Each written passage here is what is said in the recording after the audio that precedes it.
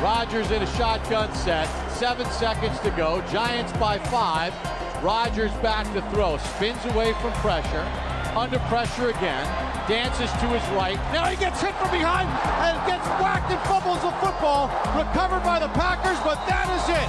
Ball game over. The New York Giants have come to London and rang the bell of the Green Bay Packers, 27-22.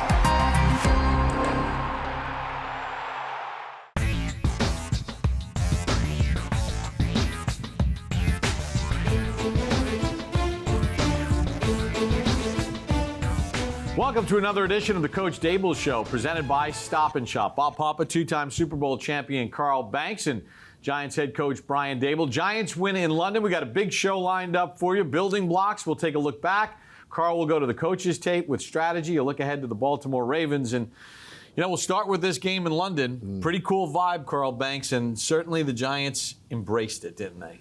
They really did. They came prepared, and true to form, as Coach says, they're going to continue to fight, and they're going to prepare to play a complete game, and that's what they did. Coach, you'd never had this experience before. Now that we're back in the States, what's your long view of the whole thing going to London? Yeah, it was a great trip. I thought the guys bonded well for the few days we were there. You know, the time change gets you a little early on, but again, our sports science, our trainers, the doctors did a great job with the plan. Our guys went out there and I thought played a tough game. Coach, this game it's become kind of a thing here. You lose a player, you have to make adjustments, but it speaks to preparation because those adjustments are not apparent to the average fan. You just come in and it looks like you just ran your offense, the next guy up. It's an emphasis in practice, making sure everyone is prepared and you guys do certain things so that there are not these big gaps in the information. Sure. I'd say credit to the assistant coaches that meet with those guys on a day-to-day basis. You know, I'd say we place a high premium on intelligence, but also work ethic. And, you know, from the last guy on the practice squad to the starter, you know, every guy is expected to know what they need to know to go out there and perform at a high level. And whether that's extra meetings with the practice squad receiver that I know Coach Grove did with Marcus for a while, every coach is responsible to get their players ready to go, and every player is responsible to make sure they can get the information so when they're called upon, that there's no drop-off. And, you know, we have confidence in those guys. Anyone that's on the roster, from practice squad to active roster, that they can go out there and perform. And then it's our job as a coaching staff to make sure when they're in there, give them stuff that they know and can execute at a high level. Coach, also player intelligence. So everybody knows that at this point in time, Rodgers is looking to go to Cobb in big spots. And they hit some crosses on you with that.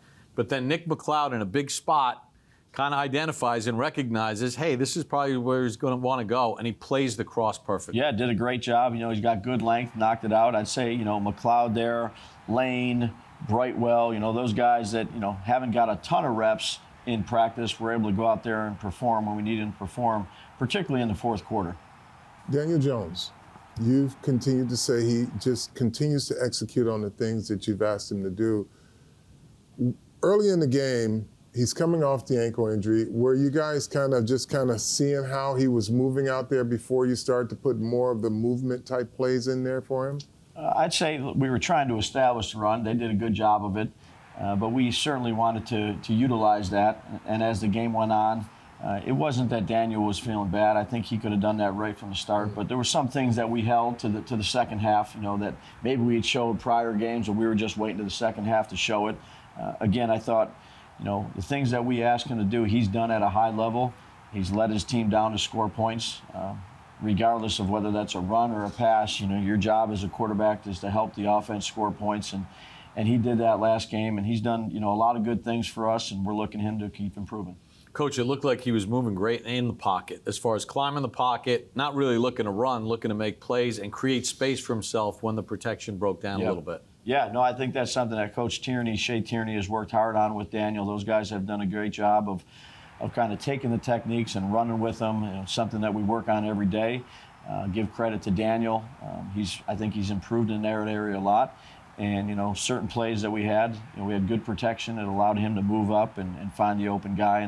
And I'd say the receivers were exactly where they needed to be Marcus played a lot of snaps. He had the most snaps of all the receivers.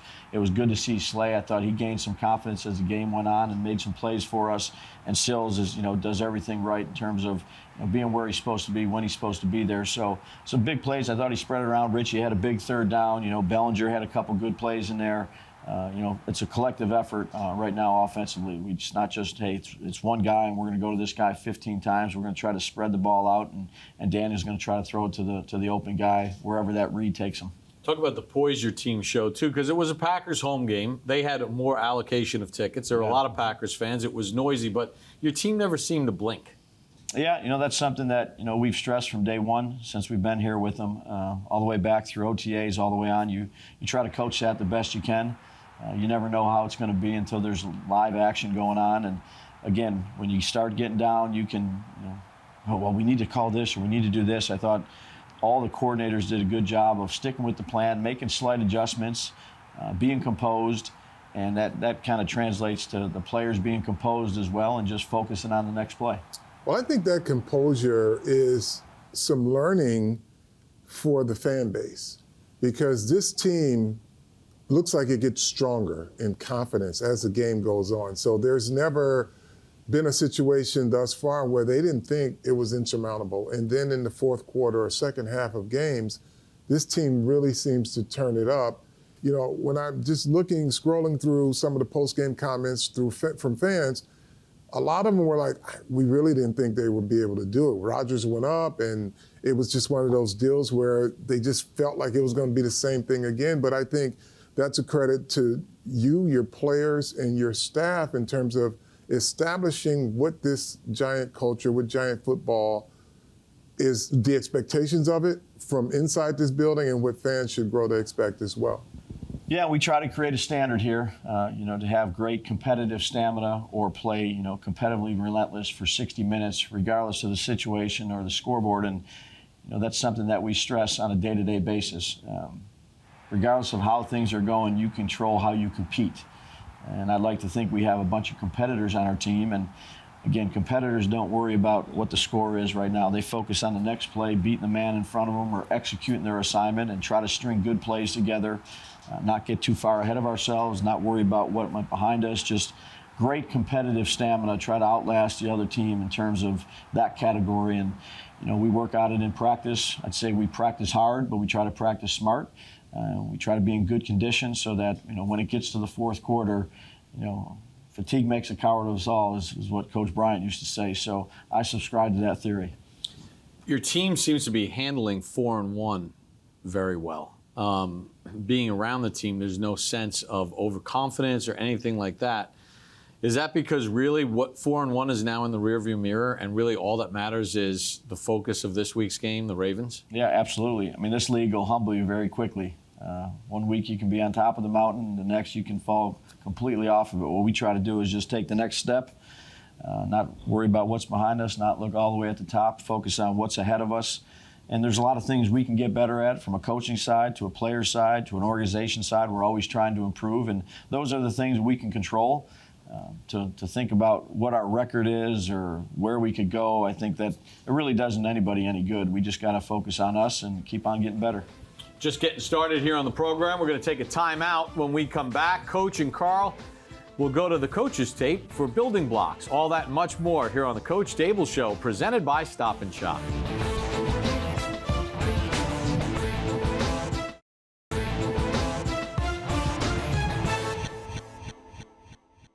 Welcome back to the Coach Daboll Show. Building blocks, Coach. Let's get smarter. Get us all smarter now. You got a little bit of speed on the field with Slayton, and talk a little bit about how you were able to hit him on a big crossing play and the mechanics of that. Sure. So right now we have two tight ends in the game, and we're kind of overloading the formation to the offensive right. Obviously, 26 is back here, so you can see defensively they're all within kind of 10 yards of the line of scrimmage, with eyes on 26. So what we try to do was an early down play call for us and use 26 against the defense. So we did a great job here of running off the ball by the offensive line. We fake the ball to 26 and get the flow of the defense to go with this run action. and they're rushing 5 guys. 1, 2, 3, 4, 5. They're dropping this safety down to the formation strength with the 2 tight ends. So they got 3 guys underneath with 3 guys deep. And Marcus down here does a great job with his speed. He's a fast receiver of taking both defenders out of the play. And all Slade does is have to use his speed and get across into this window to get a big gain if we suck these guys up. And it was really good ball handling by Saquon. The offensive line has low hats. Daniel extends it out, comes back, does a nice little boot setup. And since we sucked up the second level players, right here in particular, that's an easy throw for Daniel to make as Slayton's coming across the field on his crosser. And the read there, once the safety runs down into the box on the run action, it really opens up the window a lot more, right? It opens up, and as you can see, Marcus does a great job of taking 2 defenders out of there. So as long as we get a good fake and we can bring these guys up, if Slade does a good job of getting his depth and staying friendly for the quarterback to make that throw, we have good levels on our separation of our route concept. Danny does a good job. And again, these are a little bit longer developing plays. So, with the boot action, it just gives us a little bit more time to let these receivers get down the field. It's a good throw, big play for us on first down, which usually if you can get some big plays in a drive, that's a significant factor in helping you score points. So let's take a look at the next play here, because when we're calling this game, both Bob and I thought this was a turning point moment for this defense. Like, you're battling hard, and then you need that one play that can really change the tenor of how this game is going to go, and I thought this might have been it. Yeah, absolutely, Carl, and you can see it's 3rd down and 8, which good, playing on 1st and 2nd down helps you get to this situation. But they're right at that line of field goal range. It's a 7-point game. We've come back from 17-3, got a little momentum going here, and this was absolutely right. A huge play and a turning point for us to get the ball back to the offense. And I thought just a well-schemed-up play executed by the defense. You can see they're in an empty set. So they got 1, 2, 3, 4, 5 guys out. So there's only 5 guys to protect. And in this case, we walk up 36, Tony Jefferson, up into this gap. And now we have 3 defenders to most likely their 2 players right here. And if you can see just subtly what happens is this guard right here has eyes to him. So if these guys have to squeeze, quarterback knows there's nobody for that guy. If this guy just steps up and comes back out, he holds him long enough where he has to go ahead and get readjusted to block, number 97, which is a hard guy to block, and he's been playing really well for us. And I just thought it timed up really, really well. Tight coverage all the way around. We're manned up.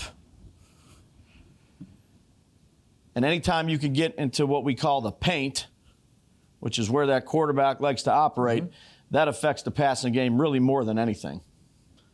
So if you just watch here, this right guard, 36 stands up. He just takes a slight inside move, and now you can see we got one-on-one with Dexter and Kayvon. Now, when we look at the backside of this, and you talk about a guy that stepped up in the gap is Jefferson. Yeah. He literally stepped into the game, too. This is not a household name that fans are listening to on a regular basis. So to be able to have a guy plug and play and get that type of execution in a big moment is big. Exactly right. And again, place a high premium on intelligence here. You got Ox, outside linebacker, Hottie, Jihad Ward is sitting down, Kayvon, 36. We have some interchangeable parts, and really our only true defensive lineman that's an interior player is Dexter on the field. So, being able to move guys around and utilize their skill set is very important, both for us offense and defensively. Let's talk a bit about special teams, too, because it seems in every game there's a contribution from all phases. We saw 2. Now let's take a look at the special teams. Yeah, so this was the opening kickoff, which is a tone setter for us. You saw that in the Carolina game. And we kicked the ball, so they had to return it. And our guys were ready to go. I thought they did a great job of going down, playing physical, defeating blocks, and then making a good vice tackle between, Coughlin and Brown.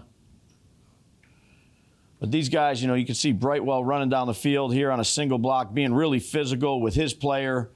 We're playing on their side of the line of scrimmage in the kicking game. And then Coughlin does a great job of fitting in and making a great form tackle while Cam is coming down, setting the edge, and still continuing to get off his block and make a good physical vice tackle inside the 25-yard line. And that's just all guys converging on the football there. You talk about the responsibilities, but the tone setting there is not allowing them to get anything beyond what that returner's first 3 steps. Exactly right. I thought good play design. We kicked it a little bit short and gave our guys, time to come down there. And I just think they really played physical this game, in all aspects. You saw we had an opportunity. We got the ball out again. Mm-hmm. We just, failed to recover it on that punt. But just a really good scheme, and then execute it well by the players in terms of their physicalness and their execution of their fundamentals and techniques. Well, we're all smarter again, Coach. Thanks, Carl. We'll be back with more of the Coach Daboll Show.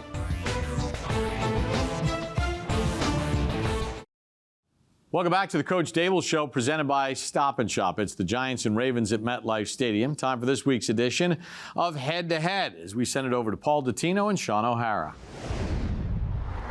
So now it's time to go head-to-head and look at some key matchups for this weekend's game with the Giants and the Baltimore Ravens. Now, first up, Sean, we're going to look at Giants safety Xavier Mckinney against Ravens tight end Mark Andrews. Now, why is this a big matchup? Well, let's face it, McKinney right now leads the Giants in passes defended with 4, and he had a breakout game back as a rookie in 2020 against the Ravens when he had a career-high 7 tackles on only 46 snaps. As for Andrews, the Giants know they need to keep an eye on him. He's super dynamic. He's a guy that can run. He's strong. He runs good routes. He got really good hands. I was able to play in my rookie year, and I saw him pretty much catch everything. Didn't matter where the ball was placed. So he's a really good tight end. He's one of the best in the league. And it's going to be a challenge for us to be able to cover him. Because of his athleticism and his ball skills, once he gets off the line, do you have to treat him more as a wide receiver than anything else? Yeah, for sure. I mean, that's how we going into it. He's a receiver. We don't treat him as a tight end. He's going to be, running routes, catching the ball a lot. So we treat him as a receiver, but obviously he can still do all the things that a normal tight end can do too. So that's what makes him so good, so special. He's, like I said, really dynamic. I've got a new nickname for Xavier McKinney. I'm calling him Weapon X because it seems like every single week he gets the toughest assignment and the toughest task. A couple of weeks ago, it was Christian McCaffrey. This week, Mark Andrews. No doubt, Lamar Jackson's #1 and favorite target on this team. For Xavier, I think the challenge with him is really going to be that this is a much more physical receiver than Christian McCaffrey was. When we played Carolina, we brought him down in the box. We had him shadow Christian McCaffrey, but that was about speed and route running. Mark Andrews plays a little body ball. So the physical aspect of the defending the pass is going to be a big key in this game. And obviously Xavier, the heart and soul of the defense right now, he knows that Mark Andrews likes to hit the ball up the seam. So when Lamar Jackson likes to attack the defenses, it's usually in the middle of the field. So I know Xavier McKinney is looking forward to not only shutting down Mark Andrews, but getting an interception and trying to take the football away. Well, this year so far, Sean, the Giants have only given up 1 touchdown reception to a tight end. It was Mercedes Lewis last weekend against Green Bay. Last year, they gave up 6 of those. Why do you think the Giants are defending the tight end better this year? Well, I think they're using safeties in this category as opposed to linebackers, so that almost gives you an advantage athletically and speed-wise. I also think the pressure packages have helped out a lot, and when there's pressure coming on quarterbacks, sometimes they don't see the middle of the field as much. They look on the outside. The Giants defense is playing very spirited right now. And, of course, Andrews is the #1 receiver amongst tight ends in the National Football League and 8th overall in terms of receptions at all positions. He is nasty. All right, Sean, let's see who else we have. Who do we got? Saquon Barkley against linebacker Patrick Queen, the former LSU star, who is extremely athletic. The Giants need to be wary of him at all times. I don't think he misses tackles. He's very athletic. He's able to run with a lot of backs. So, we just got to come out and bring our A game. And, like I say, he's a good player overall around. He doesn't miss a lot of tackles. They will often say that he can be over-aggressive sometimes, especially when he comes on the blitz. Does that make your guys as running backs have to be more patient because you can burn him in a situation like that? I don't know about being more patient. I mean, if he's blitzing, we're coming again on a route, we just go. You don't want to slow up or wait up for that. So I think we'll have, answers for that as we plan for the game week. So, but not too worried about it. Well, Saquon is certainly making his case for MVP in the league with how much he has done for the Giants on their offense, not just at running back, but he's playing receiver, he's playing quarterback in the Wildcat, And I think when you look at Patrick Queen, he's got all these different formations now, all these gadget plays to kind of look at, in addition to his number one responsibility, which is I've got to shadow Saquon Barkley. The Mike linebacker, I know when I was playing center, the key to any running play and success on any run play was we've got to block the Mike. We've got to find a way to get to him. If it's on a perimeter play, we've got to double team to him. We've got to take care of him. And as a middle linebacker, his whole job is I want to shadow the running back wherever he goes. If it's an outside zone, I'm mirroring him. I'm the exact mirror replication of him, whether he turns his hips outside or whether it's a downhill run. So that will be a big key in this game, Paul. And I really think we've seen Saquon a lot now lined up outside the numbers as a receiver. He was lined up against Quay Walker a couple times, the rookie against Green Bay. We took a couple shots at it. I wouldn't be surprised if we see Saquon as more of a receiver, flexed out to see if Patrick Queen can handle the coverage. Now, right now, Barkley leads the National Football League in yards from scrimmage, and Queen led the Ravens in tackles in each of his first 2 seasons. But, Sean, I'm very interested here because Queen also leads the Ravens with 7 quarterback hits this season, which means he'll be sent on the blitz a lot. There'll be times Barkley might have to pick him up. Yeah, he's got 1.5 sacks, so no doubt they're sending him, and he's a part of the pressure package. There's one thing that we would also always kind of look at offensively. If a team that we're playing against is blitzing their linebacker a lot, sometimes that means they're not great in coverage. So you send them on a blitz, and to your point, now it keeps running back in to have to protect. That will be something that we'll have to see how it plays out from a game plan standpoint. And the other factor is Saquon has been doing a lot of chipping. He's been helping out, chipping on the tackles on his way out. He was even chipping on some of the defensive tackles against the Packers inside. So on his way out, sometimes when you chip as a running back, linebackers have what we call a green dog availability, which means if they see the running back chip, they can just go ahead and blitz. So that's going to be a cat and mouse game within the game to watch. And you could always hit a big run against the blitz, too. Barkley has 5 runs this year of at least 20 yards, tied for second in the National Football League. Well, that'll do it for this week's edition of Head to Head. Now let's go back to Bob. Carl, one thing is for certain. You know, the Giants have to have a run game as part of their offense, whether it's the probing one or the one that eventually breaks a long run. But it has to be a staple, doesn't it? It does. And look, they're not dissimilar to the Ravens in that initiative. You know the Ravens have to run the ball. You just have to stop it. They have a few different ways to get to it. The Giants have Saquon Barkley, but they have a few ways to get him going too. So it's a matter of execution. And what we've seen from the Ravens this year, a couple times they've had big leads and then found those leads dissipate. And one thing we know about the Giants, just like last week, down 17-3, they're not giving up. No, they're not going to give up, and they're going to have a plan that will allow them to keep the game close. We're going to take a timeout on the program. When we come back, Over Under, Madeline Burke, here on the Coach Daboll Show, presented by Stop and Shop. Welcome back to the Coach Daboll Show, presented by Stop and Shop. It is the Giants and Ravens, MetLife Stadium on Sunday. Time for Over Under. Here's Madeline Burke, Amani Toomer, and Sean O'Hara.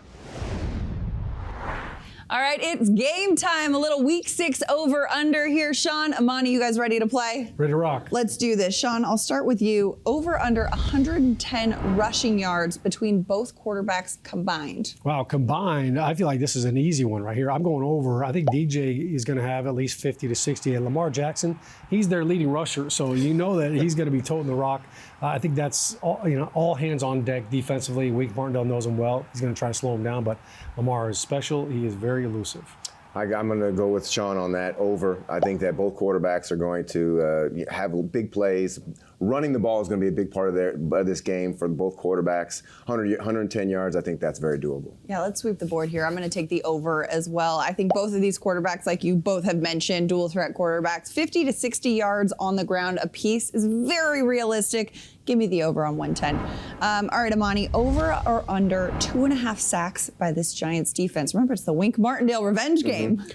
Well, Sexy Dexy has 3 sacks in the last 2 games. I definitely think that I'm going with the over because it's just amazing what he's doing in there. And I think that the whole defensive line with a little bit of pressure, Wink's going to have a little extra special incentive to get Lamar on the ground. Yeah, and it might not even just be defensive linemen. He loves to bring pressure with the safeties and the corners.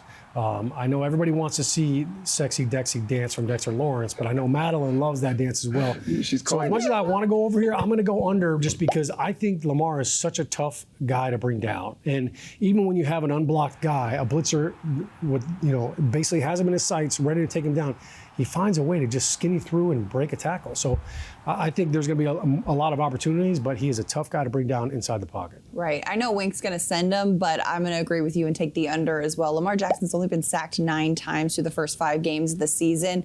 I think they're going to put some pressure on. I think they will get to the quarterback, but I won't take over 2.5. All right, Sean, over or under 50 yards for the longest gain on an offensive play for either team?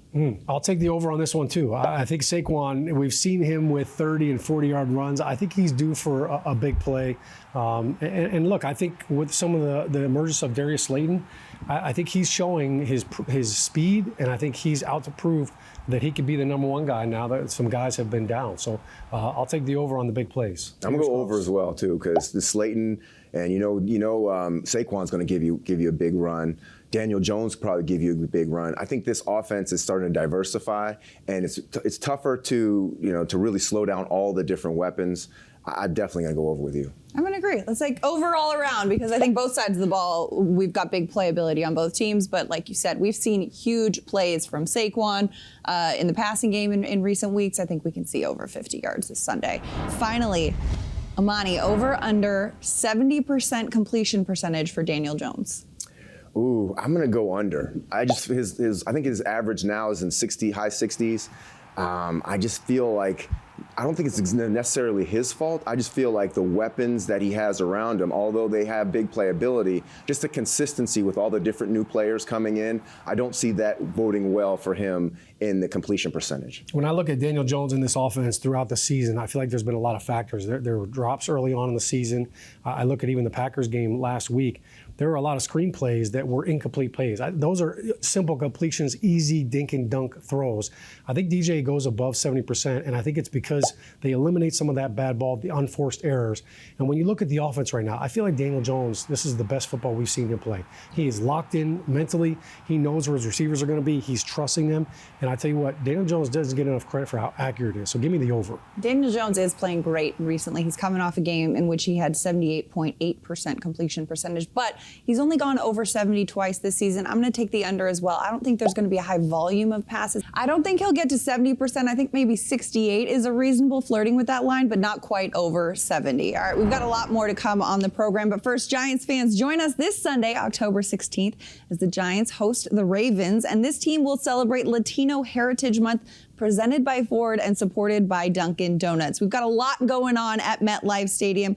Arrive early. Make sure you partake in all the plaza activations, including food sampling, Latin dancing, and much more. Join us this Sunday, Giants-Ravens at MetLife Stadium. We've got much more coming up here on the Coach Daboll Show. Stay with us. We'll be back after this quick timeout.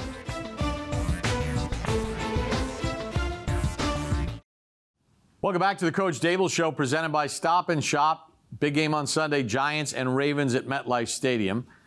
And it's time for this week's edition of Strategy with Carl Banks. And Carl, we're going to take a look at Lamar Jackson, past MVP and just an absolute beast to deal with. Yeah, he's a unicorn. He can run it, he can pass it, and he can improvise. Now, this is a designed run, and it's basically a wildcat, because what you'll get here is you'll get a guard pulling to kick out. You get the back leading through on the second level, and he just follows his blockers all the way into the end zone. And just take a look at it. So you've got to play your gap responsibilities. Here are 2 blockers here, and he just follows them right through the hole there, Bob. So he gives you 2 things to look at. So if you're out here, you're looking at a runner here coming right at you, and you're looking at a blocker. So they marry it to look like a run, but he pulls it out, and he's right through there. So everything that looked like a run, all those guys were just blockers, including the running back.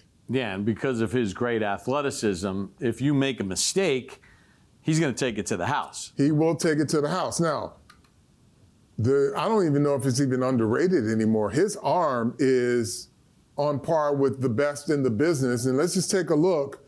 Here's straight drop back pass, one-man route basically, Bob. So if you're a safety playing against this defense, you got two defenders on the outside and a guy running right through the middle. And if you think he can't launch it 58 yards in the air, think again. Yeah, that's Bateman with the catch. And last week against Cincinnati, they ran a similar play with Duvernay. So they have some guys that could take the top off the defense, and his arm and he makes it look easy. Bob, plus, you got to respect the run. You got to respect the run, but if you're playing a defensive back, you're a safety, you're a corner, that's one receiver. One guy's got to be on the outside of him, another guy's got to protect the middle of the field here. Neither guy does their job. Like the safety widens, but just look at the arm strength here. That ball lands on the 2-yard line. That's a 58-yard pass. Yeah, and in the game against Cincinnati on Sunday night, he had a couple guys open by 10 yards, and his arm's so good he actually overthrew them. Now, one of the things that the Ravens like to do is get pressure on the quarterback. Carl, is it exotic or is it just man beats man? It can be exotic, but then it opens up when you really come down to it. They just create matchups that are one-on-one. Here, you're going to see a little inside game here with just the two inside guys. It's going to be a little bit of a twist, and I'll freeze it. They just exchange responsibilities here. So nothing exotic about that. Man on man, man on man, man on man here. But the one-on-one matchups, you still got to win offensively, and they just continue to pressure and get the sack. So there was nothing exotic about that one, but they can give you some other looks. So here, you'll take a look on the outside of their defense. You've got a guy here that's a threat to your pass protection. So you've got a speed guy here, you got a guy in the hole here, and a guy in the hole here. But what they want to do here, they want to pull everything out to bring this guy all the way in. So you've got to be alert, and you've got to count your numbers. See, everything goes out here. You got a whole D offense looking in that direction, and he has a clean shot at the quarterback. And it looks like the back sees it a little too late, and then the other pressure comes in, and that's some of the things that make them very difficult to deal with. So that's a look at strategy and the Baltimore Ravens coming to town. It's brought to you by PSE&G, providing safe, reliable energy now and in the future. When we come back, Above the Numbers with Paul Dottino and Amani Toomer here on the Coach Daboll Show, presented by Stop & Shop.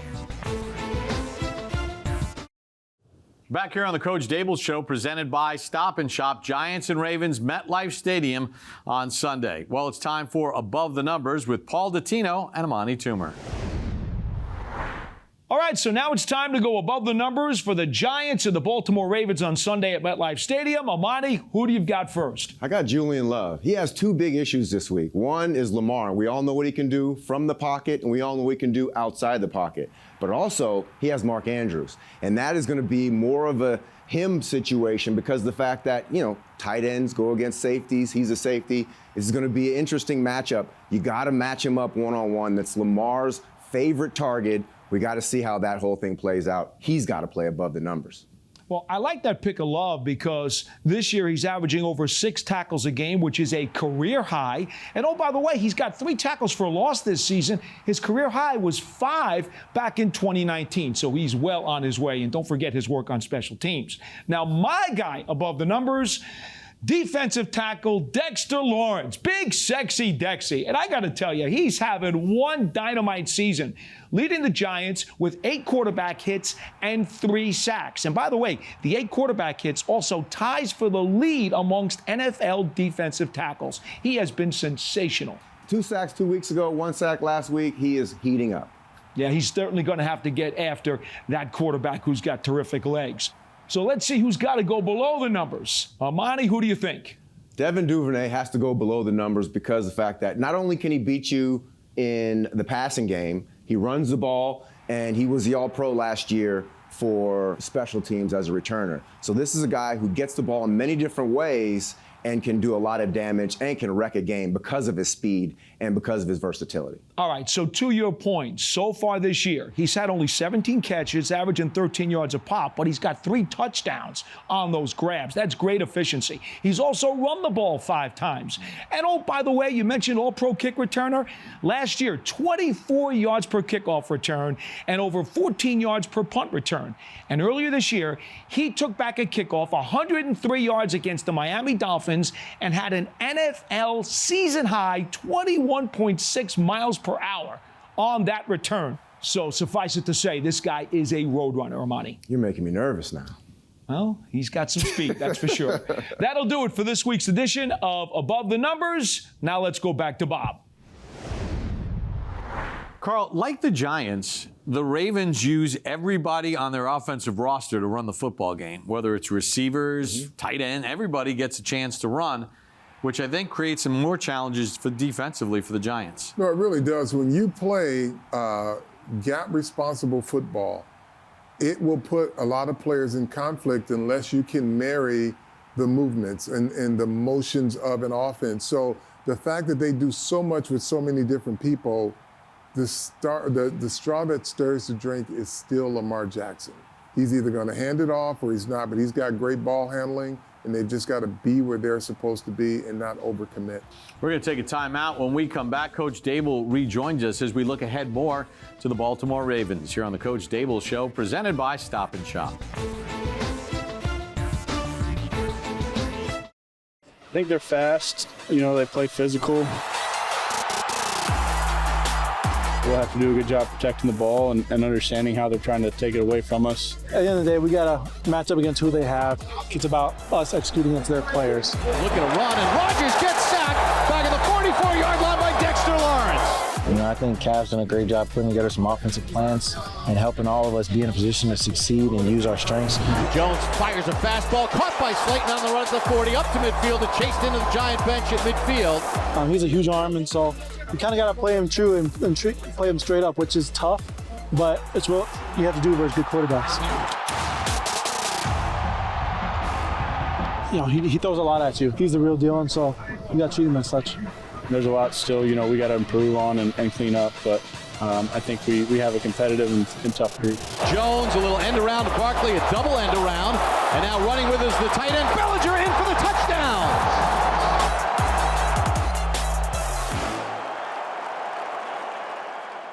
Welcome back to the Coach Daboll Show, presented by Stop and Shop. On Sunday, it's the Giants and Ravens at MetLife Stadium. So, Coach, it's time to spin forward and take a look ahead at the Baltimore Ravens. And Lamar Jackson's a former league MVP. He leads all quarterbacks in rushing yards. He's a threat with his arm. Talk about the challenges of dealing with someone like him. Yeah, the challenge is high. He's really an unbelievable player. He can hurt you in so many different ways. Passing the ball, running the ball, improvising. I just think he's a sensational young player. He's one of the best young players in the league right now, and he's extremely tough to defend really in every area of the field. You got to defend every inch of the field when you're playing against this guy. I'll tell you, Coach, another deadly combination is him and Andrews. Andrews has been extremely efficient over the last couple of years, one of the top in the league. Yeah, just a really good tight end. I think he and Lamar have such a good relationship in terms of body language, knowing where he's supposed to be. Again, another really good player, great skill set, has great hands, a good route runner, can block, a complete tight end, and those two guys have a special relationship on the field, which makes it extra tough to defend. Yeah, and then they use the running backs in a multiple situations. So they got Dobbins who's back, and they use a lot of different guys that kind of fill in the void in and around Lamar Jackson.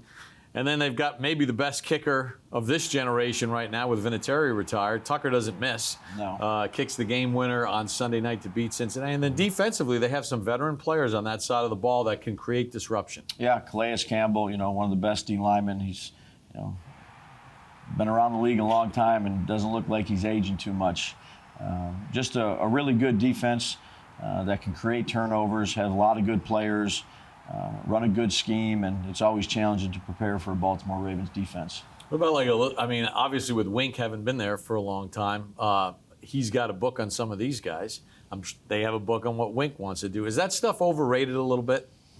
Yeah, I think so. I've been around the league a long time, and I've coached at a lot of different spots. And I was in the AFC East for a long time, and with pretty much every team in the AFC East. And I think sometimes you can give players and coaches too much information to think about. Obviously, you talk to guys that have been on a previous team or coach a previous team, but I think you need to do what's best for your team at the moment you're in it. So getting information, asking for evaluations is great, but at the end of the day, you got to do what's right for the guys you have on your team and focus on your team. Ball security obviously is a mantra every week. They've forced 11 takeaways. They have 8 interceptions.